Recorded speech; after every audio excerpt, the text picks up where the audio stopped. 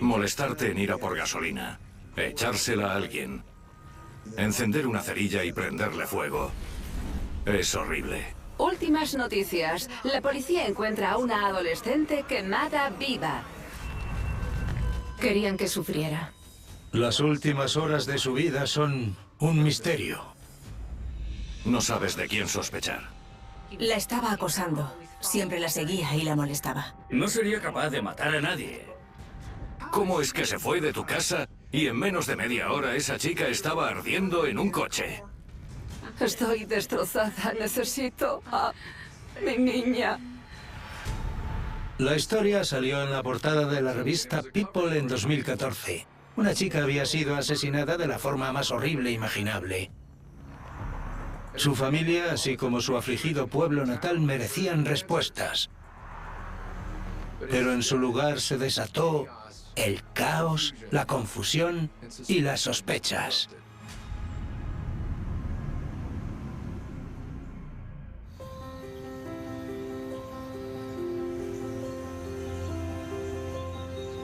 Una hora al sur de Memphis, Tennessee, está la pequeña comunidad rural de Cortland, Mississippi.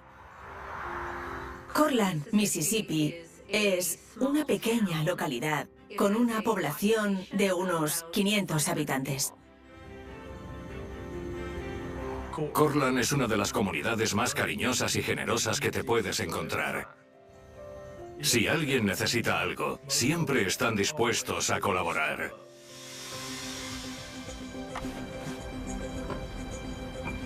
Una de las caras más conocidas de Cortland era una chica de 19 años llamada Jessica Chambers. Los padres de Jessica, Ben y Lisa Chambers, se divorciaron cuando ella era pequeña, pero seguían viviendo a unas casas de distancia en la misma calle. De bebé, Jessica era muy divertida. Era el bebé de todos. La vi crecer en el colegio. Tenía mucho encanto. Era muy lista y disfrutaba de la vida. Era genial. En el instituto, Jessica era muy popular. Todo el mundo sabía quién era. Sobre todo porque era animadora. Se graduó del instituto y cuando tenía 19 años quería ir a la universidad. Pero estaba intentando averiguar qué quería hacer con su vida. Quería estudiar enfermería. Con su personalidad, podría haber sido una enfermera fantástica. Era una chica lista. Así que sabía que si se lo proponía, lo conseguiría. 6 de diciembre de 2014, 8 de la tarde. La noche del sábado 6 de diciembre empezó como cualquier otra noche de diciembre en Cortland. La gente se estaba preparando para las Navidades o estaba en casa tranquilamente. Pero después de las 8 de la tarde, dos hombres que iban por una carretera secundaria se encontraron con un coche en llamas.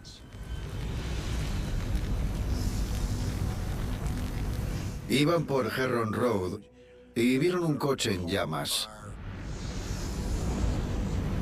Enseguida llamaron a emergencias. Minutos después, los bomberos llegaron al coche que estaba totalmente envuelto en llamas. Cuando llegaron allí y vieron el coche ardiendo, a varios bomberos les pareció que la escena era muy rara, porque no había nadie junto al vehículo y estaba en medio del campo.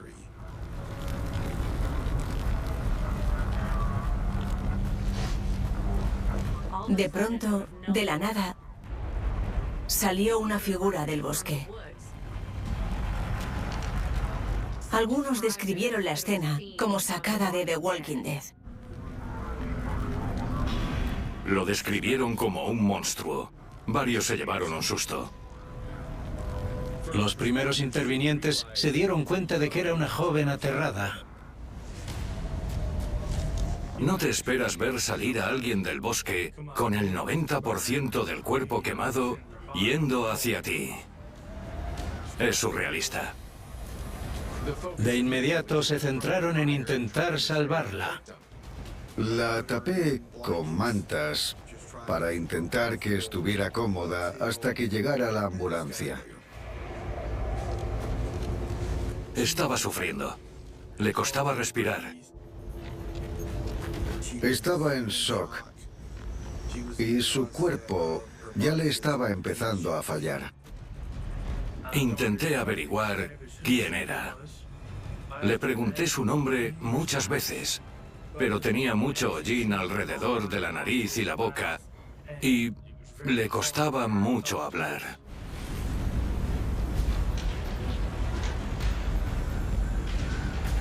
Por fin logró decir Jessica y uno de los bomberos dijo que era Jessica Chambers. La reconoció. El fuego la había destruido por completo. Ya no parecía la pequeña animadora rubia. De inmediato, intenté averiguar qué había pasado. Se lo pregunté varias veces, pero al final me dijo, él me prendió fuego.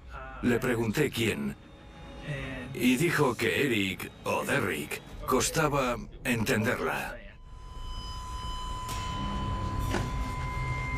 Llevaron a Jessica a un hospital de Memphis mientras el sheriff informaba al padre de Jessica y a su madrastra Debbie.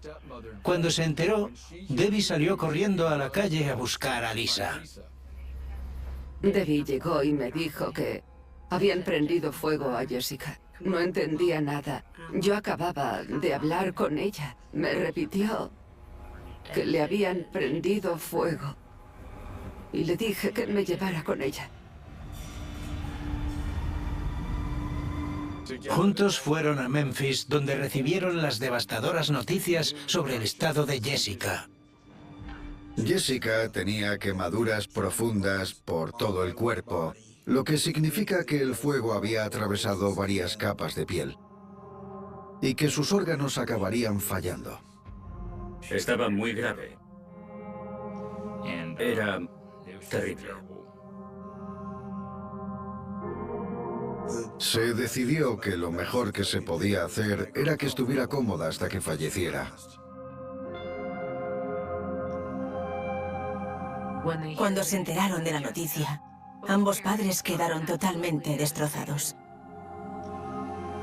Cuando entré, yo tenía miedo. Hablé con ella, le dije que su padre y yo estábamos ahí, que él estaba en la sala de espera.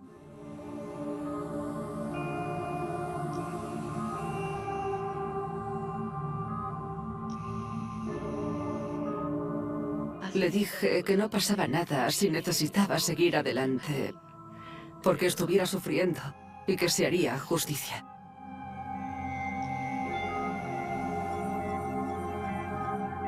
Y ella expiró.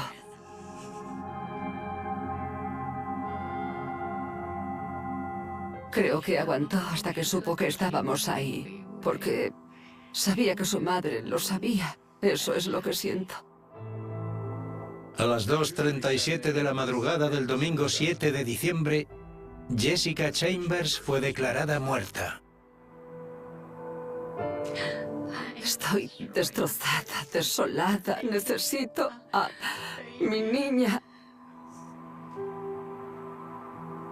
La gente no tiene idea de lo que se siente cuando pierdes a tu hija y la queman viva. La muerte cruel e incomprensible de Jessica apareció en los titulares. Últimas noticias en Cortland, Mississippi. La policía y los TEM encuentran a una adolescente quemada viva. Horas después de la muerte de Jessica, las autoridades locales, estatales y federales se pusieron con el caso. Era horrible, lo peor que habían visto. Cuando llegué, habían pasado 12 horas desde la muerte de la señorita Chambers. Así que tuve que ponerme al día. Nos reunimos con los bomberos. Le habían preguntado quién lo había hecho y le oyeron decir Eric o Derrick. ¿Podrían las últimas palabras de Jessica llevarlos hasta su asesino?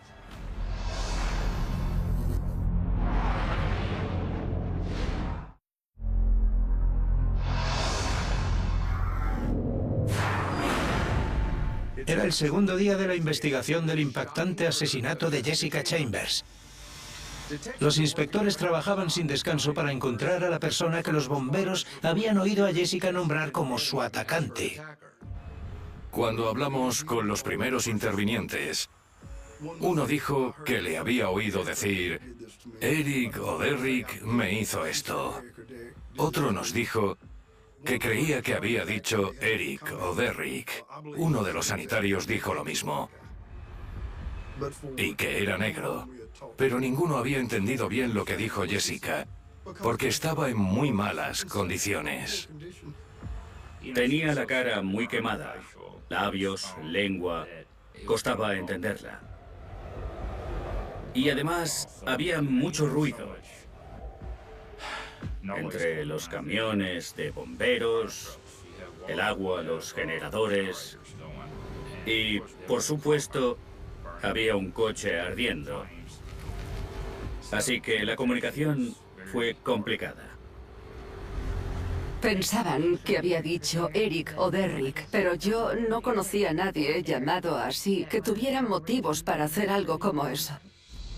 Sin un sospechoso claro llamado Eric o Derrick, los detectives buscaron pistas en el coche quemado de Jessica. Por desgracia, el coche de Jessica estaba en muy mal estado, casi totalmente calcinado, y no sirvió de nada. Aunque no pudieron encontrar pruebas, el vehículo de Jessica indicó una cosa a los investigadores. Se molestó en encender la cerilla que le prendió fuego. Eso tuvo que ser muy personal. Así que creíamos que sería alguien que conocía.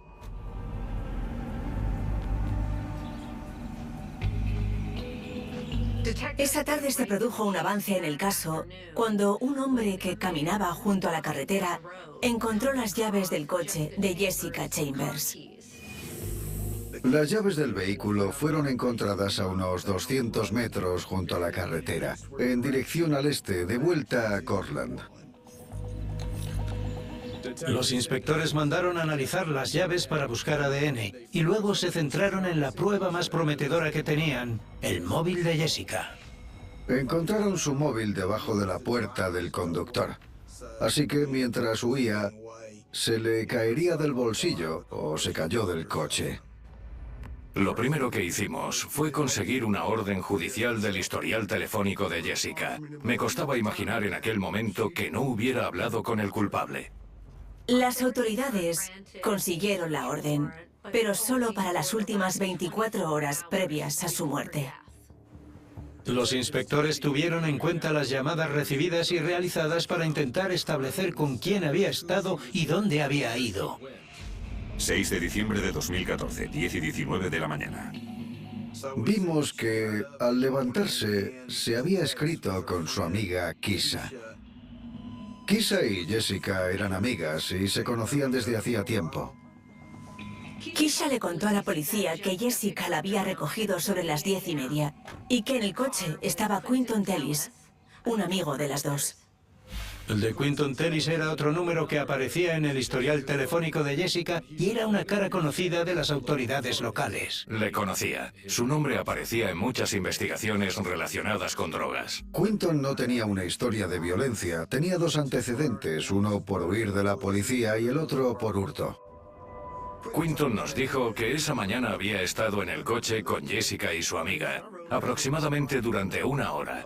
Luego le dejaron en su casa, que estaba casi enfrente de la tienda M&M. M&M era el lugar de reunión, a falta de una palabra mejor, y entraba y salía gente todo el día. Después de hablar con Quinton, los investigadores recogieron la información de su móvil y se dirigieron a la tienda a ver qué averiguaban. Descubrimos que había una cámara fuera de la tienda que apuntaba al sudeste, hacia la casa de Quinton. Pudimos confirmar que Quinton se había levantado esa mañana, había cruzado a por algo para comer, y en el vídeo de la tienda vimos que le habían llevado de vuelta a su casa esa mañana. Los inspectores comprobaron la cronología de la versión de Quinton y descubrieron que las cámaras también habían grabado a Jessica visitando la tienda varias veces ese día. No había nada inusual en las acciones de nadie, sobre todo en las de Jessica. Gracias a su historial telefónico, los investigadores siguieron los pasos de Jessica hasta casa de su madre.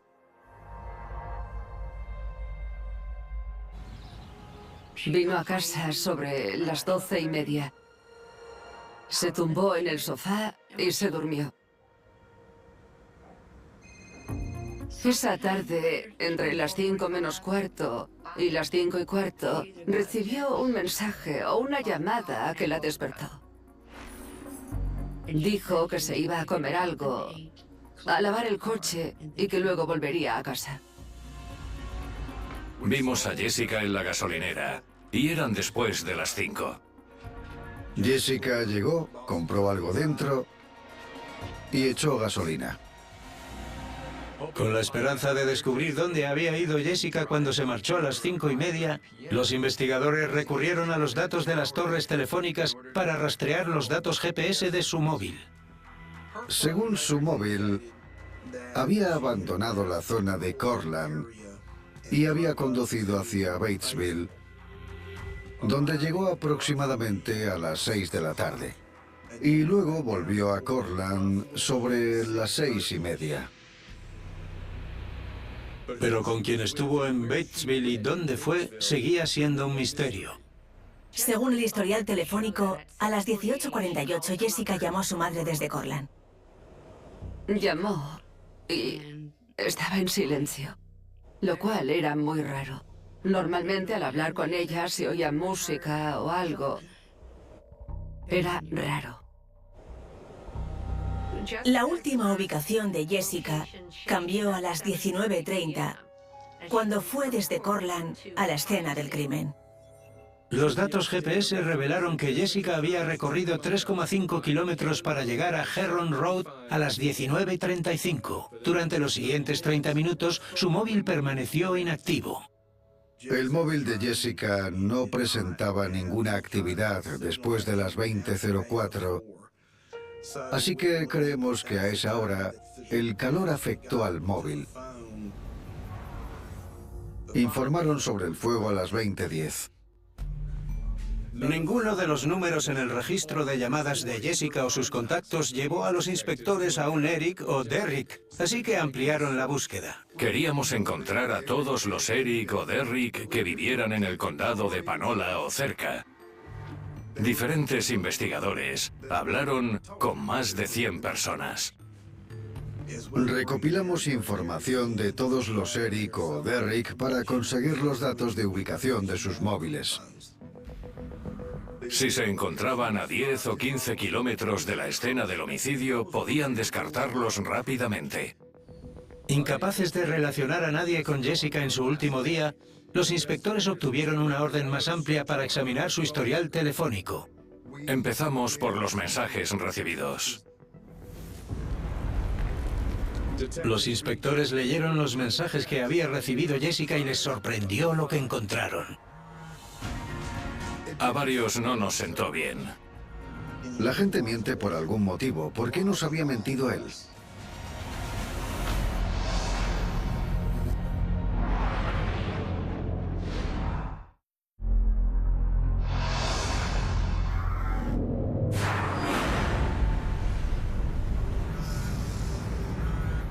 Los investigadores encontraron el último mensaje de texto que había recibido Jessica. Llegó unos minutos antes de que denunciaran el fuego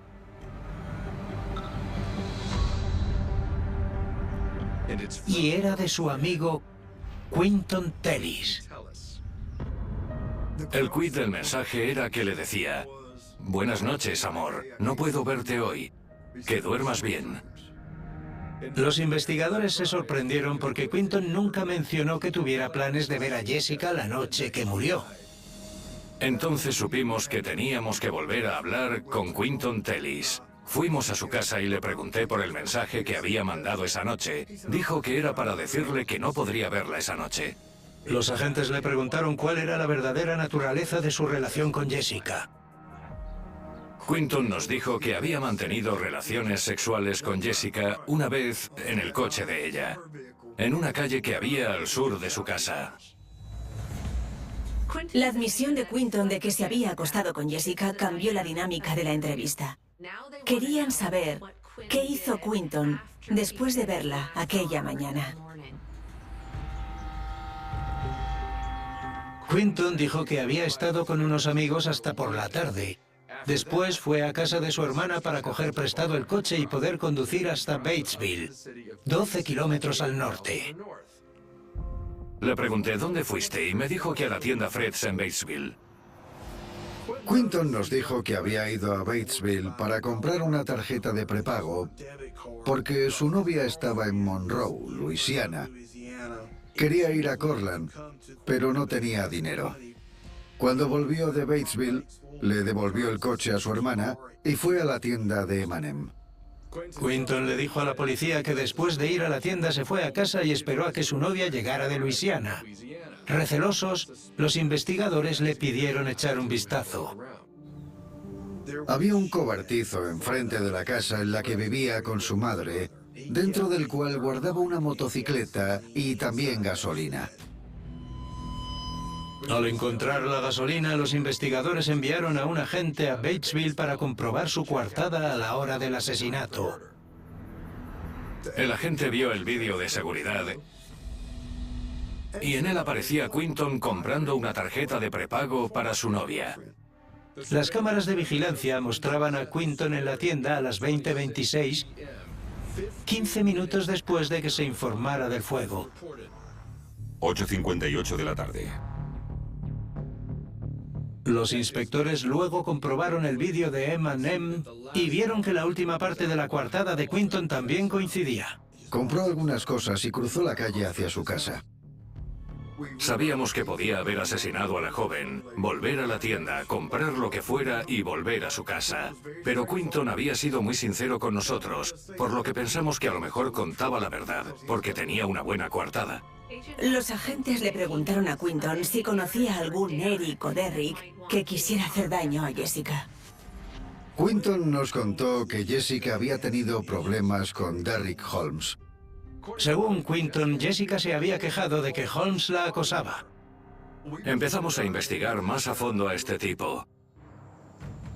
Vivía a 8 kilómetros de Jessica. Estaba a 8 kilómetros de la escena del crimen. Y Derrick Holmes era un agresor sexual.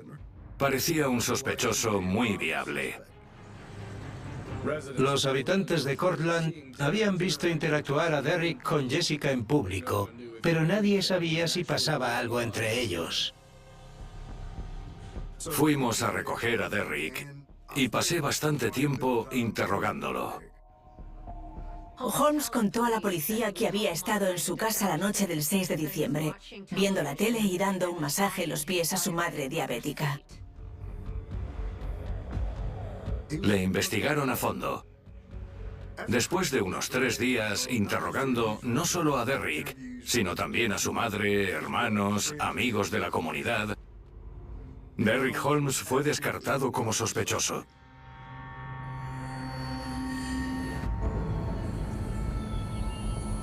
Cuando participas en la investigación de un homicidio, si no se resuelve rápidamente, te frustras. Pero algo con lo que tuvimos muchísimo cuidado fue no apostar toda la investigación al nombre Eric o Derrick, porque cuando hablamos con el médico, nos dijo que no podíamos fiarnos de eso, porque ella hablaba con dificultad. El frenesí mediático causado por el asesinato de Jessica, combinado con una recompensa de $50.000, desencadenó múltiples investigaciones online. Se convirtió en una sensación en Internet. Muchos detectives aficionados hicieron lo posible por conseguir los $50.000. Estos sabuesos virtuales llevaron su investigación más allá al buscar quiénes eran los amigos de Jessica y revisar sus cuentas de las redes sociales en busca de pistas. Y pronto empezaron a publicar teorías sobre quién debería ser sospechoso. Eso desencadenó la obsesión que surgió en las redes sociales. Bueno, había muchísima gente publicando todo tipo de cosas.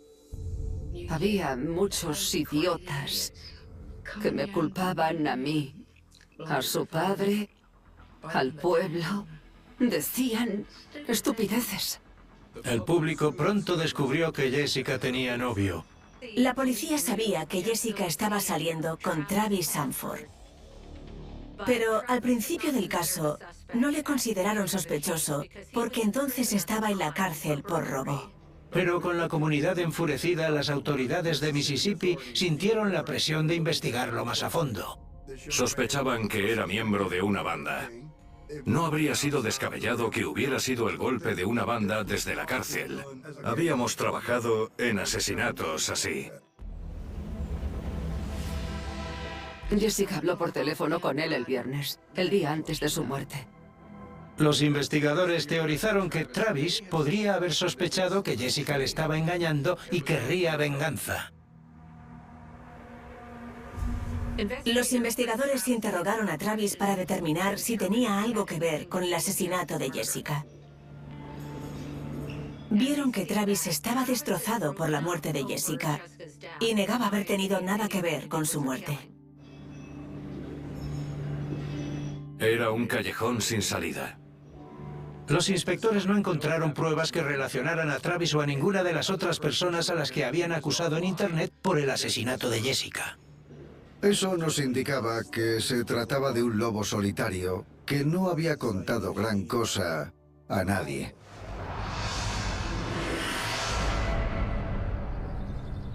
Seis meses después, el caso se enfriaba. Para la primavera de 2015, habíamos investigado todas las pistas. Pasó julio, agosto y llevábamos 7 u 8 meses sin resolver el caso. Nos sentíamos muy frustrados. Nos reunimos como equipo y decidimos empezar por el principio. Paul Rowlett comenzó a revisar los historiales telefónicos. Paul Rowlett es un experto en analizar datos digitales. Durante semanas examinó los datos de las ubicaciones del GPS que habían sido tomados de todos los sospechosos entrevistados en el caso y los comparó con los datos de ubicación de Jessica. En octubre, realizó un hallazgo que podría cambiar el rumbo de la investigación. Paul había cogido los datos de ubicación del móvil de Jessica y los había cotejado con los de las personas de interés que teníamos del día del asesinato de Jessica, y nos los enseñó. Un individuo destacaba. Los datos de ubicación de Quinton Tellis revelaron que había viajado al norte hacia Batesville después de las 6 de la tarde, la misma hora a la que Jessica fue allí. Y no solo revelaron que Quinton y Jessica estuvieron en la misma calle de Batesville, sino que habían vuelto a Cortland a la misma hora. El momento de lucidez que tuvimos fue porque Jessica y Quinton estuvieron en Batesville, pero él nos había dicho que no habían estado juntos desde por la mañana. Tuvimos que volver a interrogar a Quinton Tellis. Fuimos a su casa, pero no estaba allí. Y entonces averiguamos que estaba en la cárcel en Monroe, Luisiana. Los agentes de Luisiana contaron a los inspectores que Quinton había sido arrestado 3 meses antes por retirar sin autorización $2.000 de la cuenta bancaria de Ming Shao, una estudiante extranjera de la Universidad de Luisiana. Había usado su tarjeta de débito en varios sitios cerca de Monroe y se declaró culpable del cargo. Y luego, horrorizados, los investigadores descubrieron que Quinton también estaba preso por su asesinato.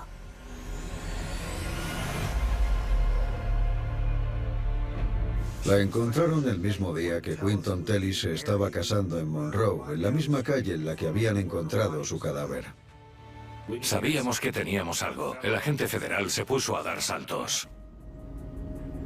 Recogimos y fuimos a Monroe al día siguiente. Allí le preguntamos por todo lo que había pasado. ¿Dónde cenaste esa noche? ¿Dónde? Dinos, ¿fuiste a Batesville a comer algo? Fui a Batesville esa noche. Quinton contó básicamente la misma historia, solo que esta vez Paul tenía su ordenador y le dijo que había un problema, que su móvil y el de Jessica coincidían y Paul le enseñó un diagrama en su ordenador. Quiero verlo. A las 5:30 de la tarde, se fue de la tienda. Y a partir de ese momento, esa tarde, vuestros móviles estuvieron juntos. Estuviste con Jessica en Batesville. Ahora me acuerdo, quedé con ella en el aparcamiento, justo al lado del Taco Bell, y pedimos desde el coche. Hay que entender que esto fue casi un año después de la muerte de Jessica. Le pregunté si recordaba qué había comido. Me dijo que no, pero que ella se pidió un granizado. Le pregunté que por qué no nos lo contó el primer día, y dijo que se le había olvidado. Recordaba que ella había pedido un granizado un año después, pero se le había olvidado solo 2 días después de su muerte que se habían visto en Batesville. ¿Cómo volviste a tu casa? Con Big Mike. Quinton dijo, me fui con Big Mike, es un amigo mío. ¿Conducía él? De nuevo los inspectores tenían que comprobar la supuesta coartada de Quinton. Así que decidimos ir a hablar con Big Mike. Nos sentamos con él y le interrogamos. Dijo que ese sábado tenía entradas para ir al partido de los Titans y los Giants en Nashville. Le pregunté si fue y me dijo que sí. Pudimos confirmar que había estado en el partido de fútbol, lo que confirmó que Quinton nos había mentido. El 27 de enero de 2016, los investigadores regresaron a Luisiana para confrontar a Quinton una vez más. Voy a ser muy directo contigo. Lo de ir a Batesville en el coche de Big Mike no sucedió, porque él estaba en Nashville, Tennessee, en el partido de los Titans y los Giants. ¿Recuerdas? Dijo que Jessica le había recogido y que habían ido a Batesville. Fuimos a Taco Bell y luego nos fuimos a casa. ¿Fuisteis a tu casa? ¿Y qué hicisteis? Nos quedamos en el coche, hablando y escuchando música. Quinton les dijo a los inspectores que Jessica se había ido de allí a las 7 de la tarde, pero los datos de su móvil y el vídeo de vigilancia de la tienda M&M indicaban que se había ido a las 19:30. Le dije, a ver, ¿cómo es que se fue de tu casa? No tuvo contacto con nadie y menos de media hora después, esa chica estaba ardiendo en un coche a 3 kilómetros de tu casa. No llamó ni escribió a nadie y menos de media hora después estaba ardiendo. ¿Te digo algo más que hemos visto en el vídeo? Dime. ¿Quieres saberlo? A las 19:50 se ve llegar un coche desde donde ella fue asesinada y parar en tu jardín. Aparca al lado de ese cobertizo y se queda ahí. Llega a las 19:50. Deja las luces encendidas y se queda al lado del cobertizo 1,5 minutos. Lo suficiente para coger algo. Y luego se va de tu jardín y vuelve otra vez hacia donde fue asesinada. ¿Y qué hora era? Las 19:52. Creo que tú estabas ahí, porque como ya te he dicho, coincide con tu móvil. Él respondió, yo no lo hice. No sería capaz de matar a nadie. No fui yo, no maté a Jessica. ¿Qué probabilidades hay de que en 5 minutos ella se encontrara con otra persona, condujera hasta la escena y esa persona le prendiera fuego? La policía tomó una muestra del ADN de Quinton y coincidía con el que habían encontrado en las llaves del coche de Jessica. Espera, quédate ahí. Espera. En mi opinión, no solo teníamos un sospechoso. Teníamos al asesino de Jessica Chambers.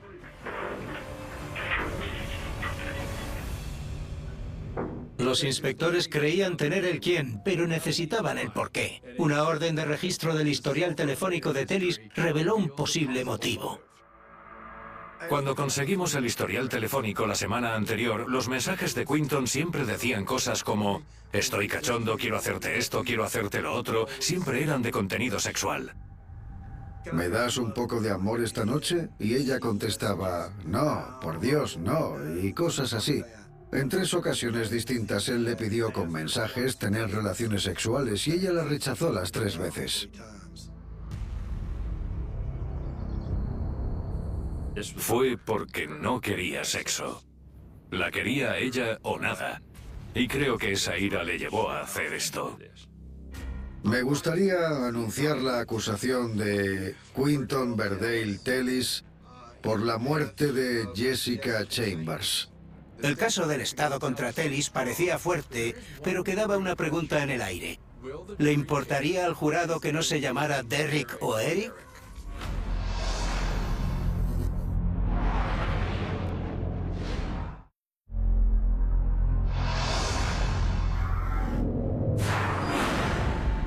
todo el estado de Mississippi se podía notar la tensión los días anteriores al juicio de Quinton Tellis. Nunca se sabe lo que hará un jurado. En Mississippi el jurado puede no ponerse de acuerdo por un solo miembro. El 10 de octubre de 2017 comenzó el juicio y el Estado presentó sus argumentos. Cuando os mostremos la cantidad de mentiras que contó, veréis que Quinton es culpable de asesinato más allá de la duda razonable. Creemos que después de irse de Taco Bell, Quinton y Jessica volvieron a casa de él. Debido a que ella no llevaba ropa puesta cuando fue encontrada, creemos que él intentó mantener relaciones sexuales con ella en el coche. Ella se resistió y él la dejó inconsciente junto a su residencia. La asfixió y pensó que la había matado y tenía que alejarla de su casa. Creemos que condujo el vehículo de ella hasta el lugar del crimen. Pensando que estaba muerta, intentó destruir las pruebas. Según la acusación, Tellis fue corriendo a pie a casa de su hermana, donde le cogió prestado el coche. Le entró pánico. Fue corriendo a casa de su hermana y o se le cayeron las llaves o las tiró. Y luego cogió prestado el coche de su hermana. El vehículo que vimos llegar a su casa y parar junto al cobertizo donde estaba la gasolina. Luego volvió a la escena y echó la gasolina sobre el coche. Y luego, según la acusación, prendió fuego a Jessica.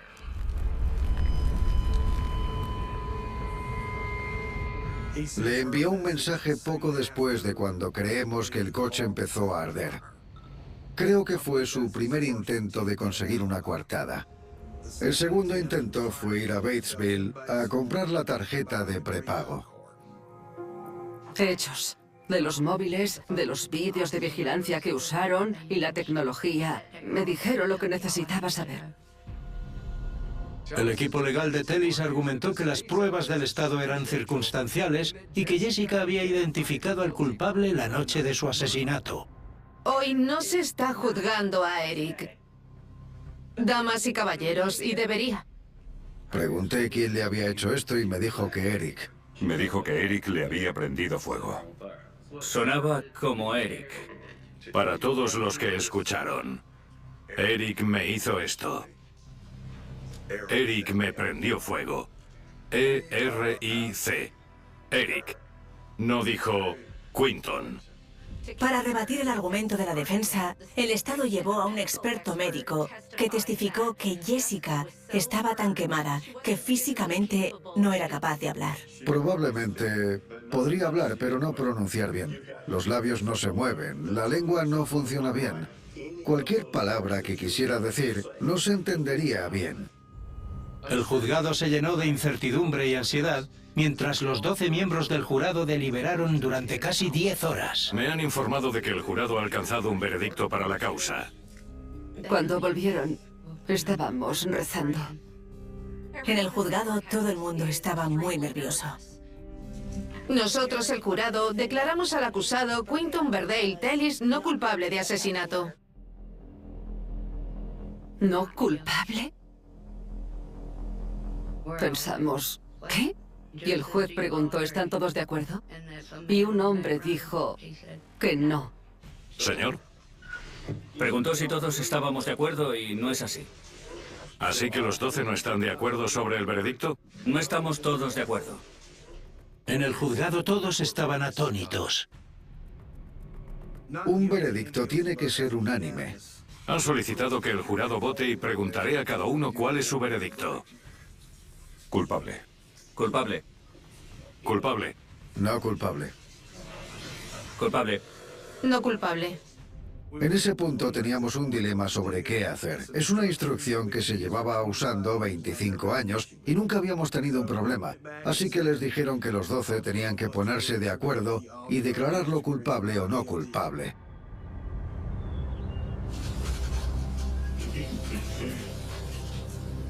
Una hora después, el jurado informó al juez de que no podían alcanzar un veredicto. Al parecer han llegado a un punto muerto. Y el tribunal va a declarar juicio nulo. Nos quedamos impactados. El tema de Eric, o Derrick, creo que probablemente fuera lo que más influyó en los miembros del jurado que creían que no era culpable. Cuando los bomberos llegaron allí, ella no podía hablar muy bien. El trauma, las lesiones sufridas, habrían afectado a todo lo que decía. Estaba en tal estado que asustó a varios de esos hombres. En septiembre de 2018, Quinton Tellis fue juzgado por segunda vez. Esta vez el juicio se celebró en otro condado, donde todo el mundo esperaba que el jurado fuera justo e imparcial. Pero, de nuevo, no llegaron a un acuerdo. Voy a declarar un juicio nulo. Las autoridades de Mississippi quedaron anonadadas con el segundo juicio nulo y revisaron la opción de juzgar a Tellis por tercera vez. Y mientras, los seres queridos se quedaron sin una resolución y les sigue costando aceptar su muerte. Pienso en Jessica cada día. Era una chica joven que estaba empezando y alguien le quitó la vida. Odio que no llegara a cumplir su propósito. La echo de menos. Debería estar aquí haciendo lo que cualquier chica de 23 años. Echo de menos las risas, las peleas, las discusiones, todo. Me quedo despierta noche tras noche, hasta las 2 o las 3 de la mañana, esperando que vuelva a casa. Esperando. La gente cree que estoy loca. Dicen que tengo que mudarme, pero... ¿y si no me puede encontrar? No puedo. Así que, sí... no sé qué voy a hacer. Porque para mí... ya estoy muerta. Mis otros hijos lo ven. Estoy muy deprimida. Y... tengo malos pensamientos. Pero hay una mariposa azul que a veces viene a mi casa. Y siempre he dicho que esa mariposa, en mi mente desquiciada, es Jessica. Podría equivocarme, pero me da igual. Por ahora no tengo respuestas. No hay condena. Y no se ha hecho justicia. Todavía. Pero se hará justicia. Quinton Tellis está cumpliendo una sentencia de 10 años por el uso de una tarjeta de débito sin autorización. También fue acusado del asesinato de Min Chen Sao, conocida como Mandy, y está esperando juicio en Luisiana. Los cargos contra él por el asesinato de Jessica Chambers siguen pendientes. Se le considera inocente hasta que se demuestre lo contrario.